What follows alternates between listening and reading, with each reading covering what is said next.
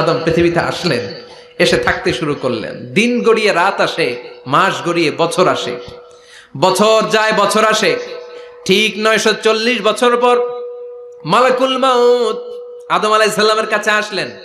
বললেন, আনা মালাকুল মাউত উকিলা বিকুম, আপনাদের জন্য আল্লাহ আমাকে বানিয়েছে রূহ কবজ করতে। ও আদম, আবুল বাশার, পৃথিবীর প্রথম মানব, প্রথম নবী, আপনার সময় শেষ, রেডি হন। কি হন? খেলা শুরু হবে, এখনই রূহ কবজ করে নিয়ে যাব। সাইয়েদনা আদম বলে, এখন আসছো কেন? আমার আরো 60 বছর বাকি আছে। মালাকুল মাউত বলে, না, আপনি রূহের জগতে আল্লাহর কাছে আপনার সন্তান দাউদকে কয় বছর দিয়েছিলেন? 60 বছর। এজন্য 940 বছর আপনার জন্য লেখা।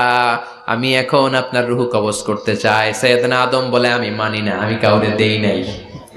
60 বছর আমি দেই নাই, আমি আরো বাঁচবো, আমি আরো বাঁচবো, 60 বছর আমি বাঁচবো, আমি দেইতেই নাই। মিয়া যাও। মালাকুল মাউত আল্লাহর যে বলে, আল্লাহ দেয় নাই বলে, আসলে ভুলে গেছে। আসলে আফাতুল ইলমি আন নিসিয়ান, মানুষ ভুলে যায়, মানুষ বড্ড ভুলে যায়।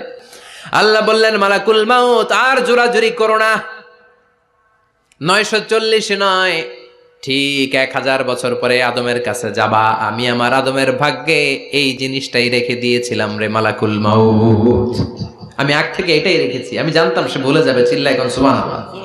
তার মানে পৃথিবীর সবচাইতে লম্বা মানুষ, 60 হাত লম্বা, এত শক্তিশালী আদম আলাইহিস সালাম শ্রীলঙ্কাতে প্রথম নেমেছিলেন। এক লাফ দিলে আধা মাইল চলে যাইতেন। সুবহানাল্লাহ।